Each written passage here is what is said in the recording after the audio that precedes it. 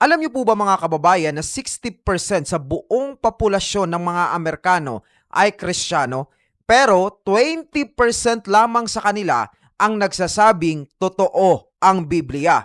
So take note 60% po sa buong populasyon nila, ganun karami ang mga Kristiyano sa Amerika, pero konti lamang ang naniniwala na totoo ang Biblia. Bakit nga ba ganun? Katulad rin po ng Amerika, marami din po sa ating mga Kristiyanong Pinoy ang hindi lubusan o hindi 100% na naniniwala sa Biblia. Marami sa atin sinasabi na ito ay gawa lamang o sinulat ng tao, kaya hindi ganun ka-reliable. Pero sa vlog na ito, pag-uusapan po natin ang ilang mga ebidensya na nakuha ng mga archaeologist at mga researcher na magpapatunay na totoo talaga ang Biblia. Ang lugar na ito ay tinatawag na Jabal Maqla. Naniniwala ang napakaraming mga researcher na ito ang Mount Sinai. At dahil sa paniniwalang ito, sila ay pumunta sa lugar, naghukay ng mga ebidensya, at magugulat at masosorpresa po kayo sa kanilang mga natagpuan. Dahil ang kanilang mga natagpuan na ebidensya ay magpapatunay na totoong nag-e-exist si Moises, na totoong na-encounter niya ang Panginoong Diyos, na totoong na-receive niya ang 10 Commandments, at napakarami pang mga bagay na talagang masosorpresa kayo. Ang unang ebidensya na makikita po natin ay itong top ng mountain, yung kanyang pinakatuktok na para bang tinupok ng apoy. Sabi po sa Exodus 24:17-18, nung bumaba daw ang glory ng Panginoon doon sa Mount Sinai, nakita ito ng mga tao na parang isang consuming fire, parang apoy. So technically, iniisip po ng ilang mga researcher na malamang sa malamang ang apoy na yon ang tumupok dito sa bundok na ito. So kung mapapansin po natin sa top ng bundok na yan, para bang nasunog. At nung pinuntahan po ng mga researcher at biniyak ang ilang mga bato sa bundok na yan, nakita po nila na ang outer part ng bato ay talagang maitim. Pero ang kanyang inner part o yung kanyang loob ay tila kulay brown. Ito raw ay isang matibay na ebidensya na binalot ng apoy ang bundok na ito noong unang panahon. At mas lalo po kayong magugulat sa susunod nilang nadiskubre na ebidensya. Ayon po sa Exodus 24:4-5, matapos sabihin ng Diyos kay Moises ang lahat ng mga instruction para sa mga Israelites, si Moises ay pumunta po sa base ng bundok. At doon sa base ng bundok, siya ay gumawa ng altar para sa pag-aalay sa Panginoong Diyos. At doon sa altar na yon, inilagay niya ang mga bato para sa 12 tribes of Israel. Ang mga batong iyon ay magsisilbing parang memorial. At ito po ang nadiskubre ng mga archaeologist at mga researcher sa base ng bundok na ito. Nakita nila mismo ang parang isang altar. At nandoon po nakalagay ang 12 bato. So ayan po, makikita natin ang actual video na nakuha ng mga researcher sa base ng naturang bundok. At sa video ngayon, makikita po natin ang mga inarrange na bato na nagpapatunay na ito talaga ay altar noong unang panahon. Tapos yung mga puting batong iyan, yan daw po yung memorial para sa 12 tribes of Israel na inilagay ni Moises. At ito pa po ang interesting na kanilang natagpuan. Malamang sa malamang ay pamilyar na pamilyar po kayo sa kwento ng The Golden Calf na matatagpuan sa Exodus 32. Para po sa mga hindi pamilyar sa istorya, ito po ang brief na summary.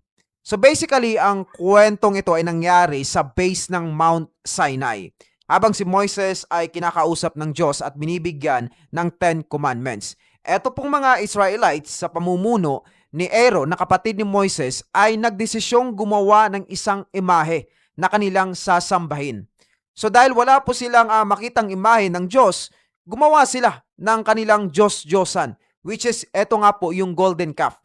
So ibinigay nila ang kanilang mga jewelry or mga earrings kay Aaron para ito ay tunawin at gawing golden calf na kanilang sasambahin. Nang matapos pong gawin ang golden calf, agad-agad po itong sinamba ng ilang mga Hudyo. Naging center of attraction po ito ng Israel nung panahon na yon.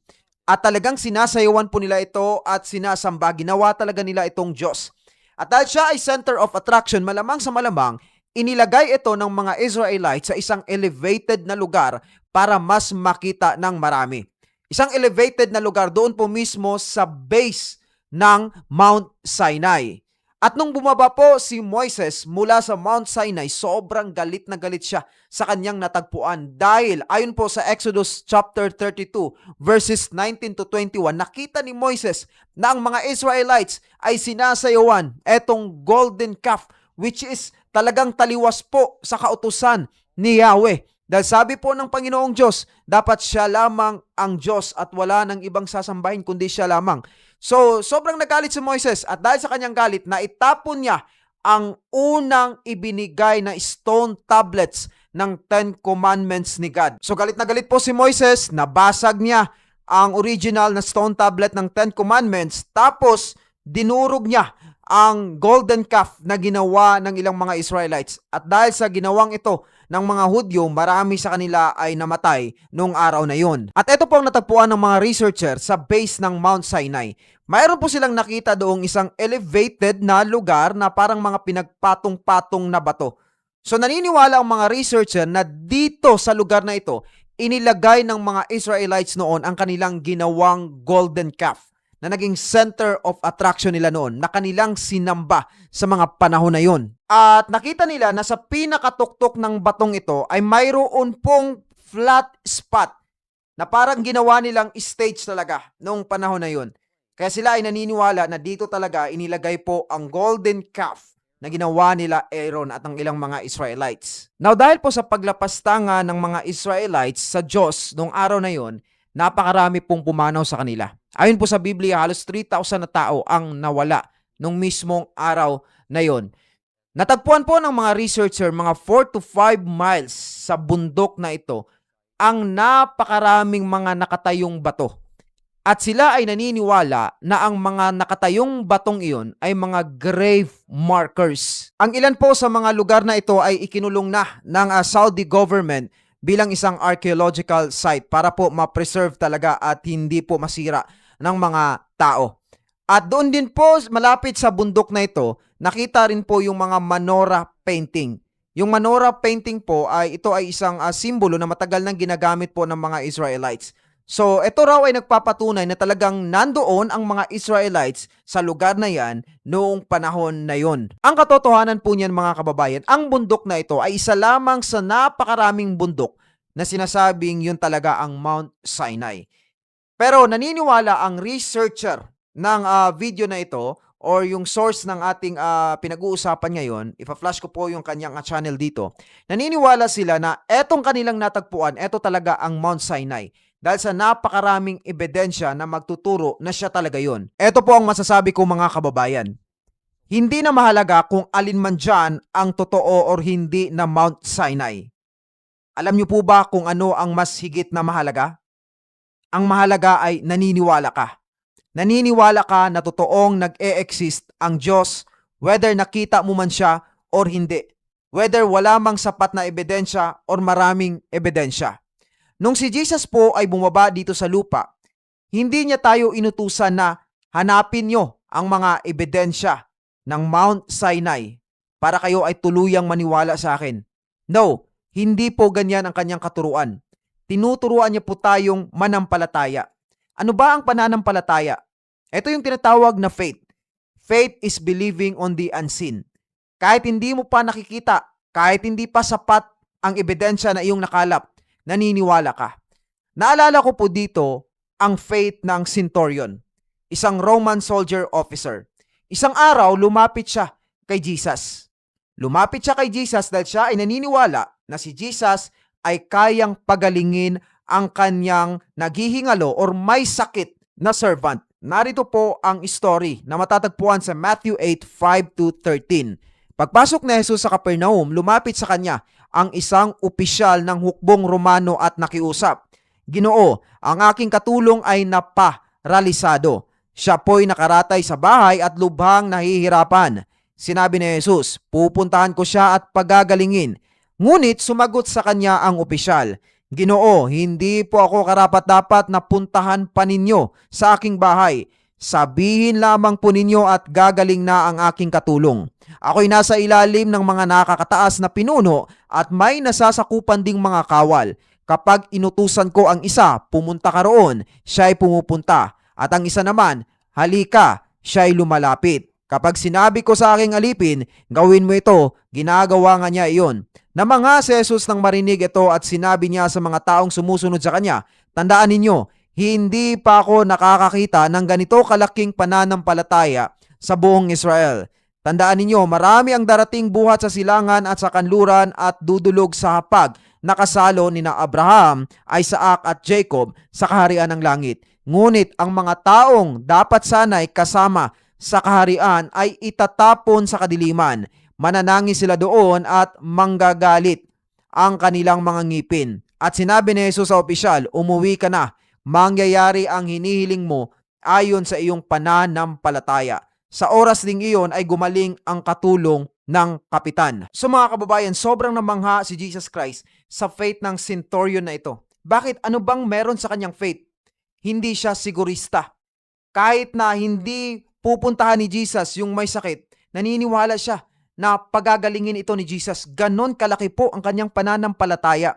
Kahit na hindi niya makikita na itatouch ni Jesus yung may sakit, naniniwala pa rin siya na ito ay pagagalingin ni Jesus. So ganun po ang kanyang pananampalataya. Kahit hindi niya nakikita, kahit walang sapat na ebidensya, naniniwala pa rin siya. At ito po ang gusto ng Diyos sa atin, na tayo ay magkaroon ng pananampalataya sa Kanya. So hindi po tayo ni-require ng Diyos na magkalap ng ebidensya para patunayan ang Kanyang existence. It's good na makakalap tayo ng mga ebidensya para mapatunayang totoo talaga siya. Pero hindi po yan ang main requirement.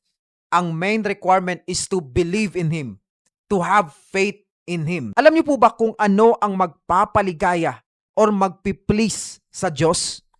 Yun po ay walang iba kundi ang pananampalataya lamang. Sabi po sa Hebrews 11 verse 6, and without faith, it is impossible to please God. So hindi natin mapiplease ang Panginoong Diyos kung hindi tayo maniniwala sa Kanya. Yung centurion po kanina sa story, na-please niya si Jesus. Sobrang natuwa si Jesus sa Kanya. Kasi dahil po sa Kanyang pananampalataya, dahil sa Kanyang paniniwala.